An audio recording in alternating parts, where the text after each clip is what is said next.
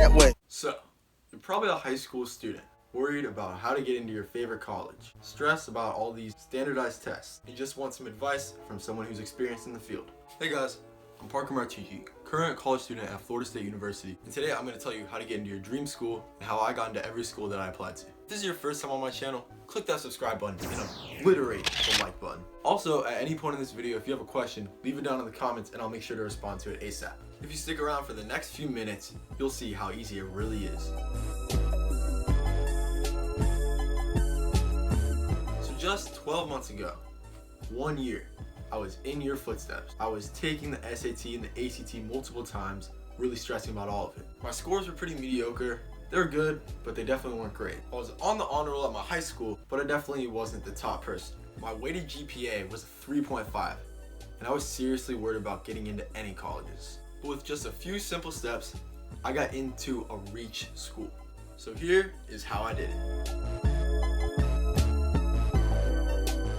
So when I was a freshman, I had one AP class, AP Human Geography. When the day came that the counselor came in to have us fill out our Scantrons and stuff, there was a question on the form, and it asked if we wanted colleges to have access to our address to send us information about their school. And a lot of my friends were like, I don't want that. There's no way I'm gonna get messages from colleges anyway. But of course, myself, I love getting attention.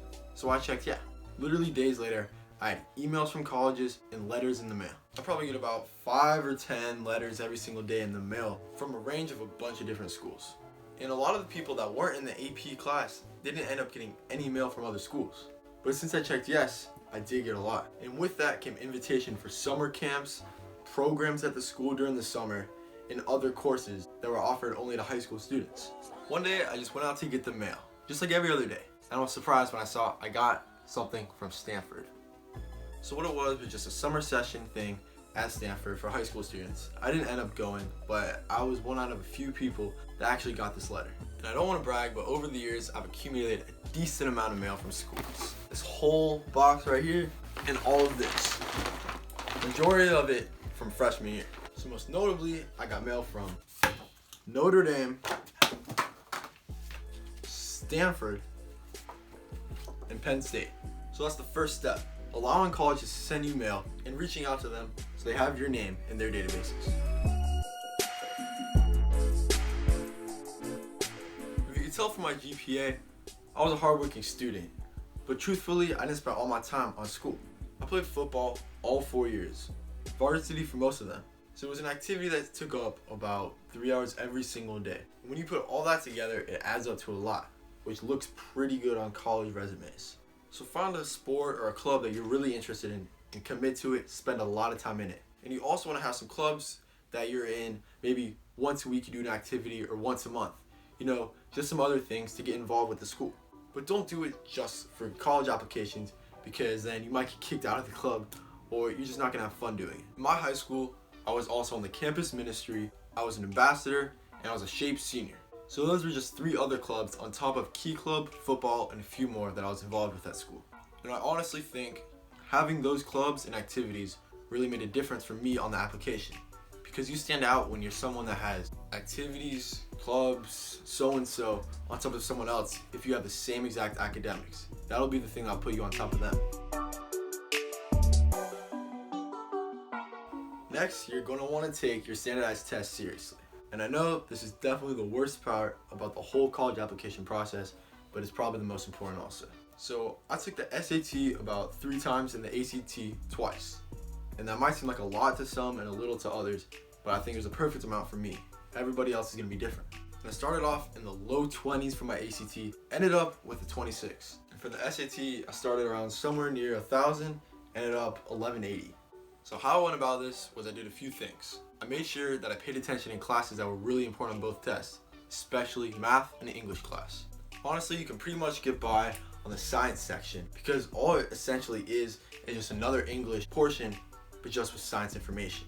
On top of that, I went and saw an ACT/SAT tutor about 2 times a week for around 5 weeks or so. But I know tutoring for these 2 tests can be pretty expensive, which is why I'm here to show you these 2 incredibly useful tools.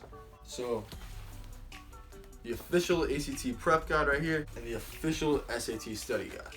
Both books are literally old tests from the respective one that are put into the book that have the answers in the back with the timing and everything. So all you gotta do is take the practice test, and trust me, it'll help you so much.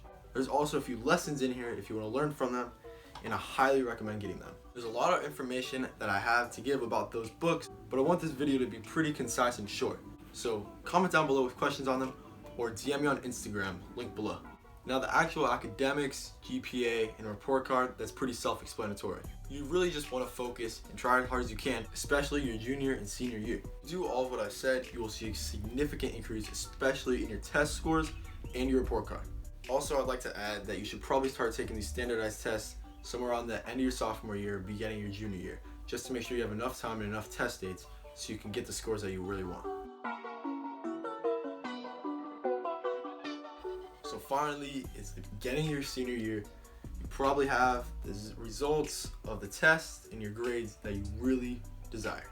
You're satisfied of what the work you've put in and the results you got back. So it's time for those daunting college applications. If there's one thing that you take away from this video, please make it that you start as soon as possible with everything that I've mentioned, especially the college applications. For schools that have rolling admission, which about half of the ones that I applied to did, you really want to start early. You'll get your acceptances way sooner. For ones that release all on the same day, you still want to start early because you'll have the peace of mind knowing that you already did what you're supposed to. So I recommend that you apply somewhere around 5 or 6 schools. Probably shouldn't go more than 10, and definitely don't go lower than 4. And a really great thing that I found was the Common App. So I used the Common App for 3 of my applications, and it made it so much easier. So you only really got to fill it out one time, and then you just use that same application to send to other schools, and it's as easy as that.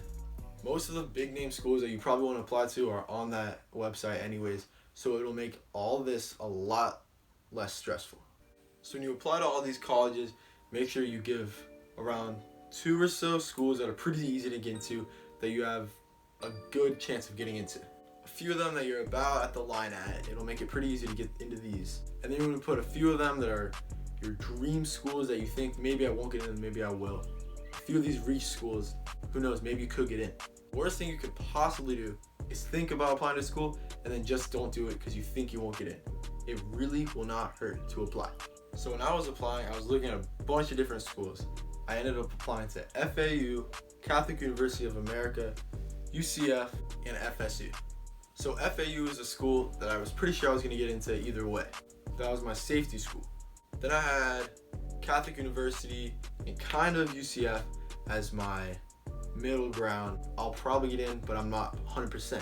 Then I had Florida State as a type of dream school. Kind of, I really hope I get in, but I'm really not that sure about it. So if you watch my other video, which I'll link below also, you'll know that I actually got into all 4 of my schools, all of them. And I did this by following the same advice that I literally just gave you guys. And right now, I'm exactly 1 week from going up to Florida State, where I'll start my summer term and start my journey as a college student. So remember, let the colleges know who you are.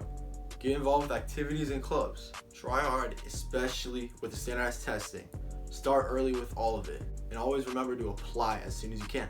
I'm looking forward to seeing comments on this video in a few months telling me, Parker, I followed your advice and I got into every school I applied to just like you. I applied and I got in, Parker. So let's keep in touch. Subscribe and like this video. Always believe in your abilities, never think less of yourself, and you'll get into your dream school. So, I'll see you guys soon.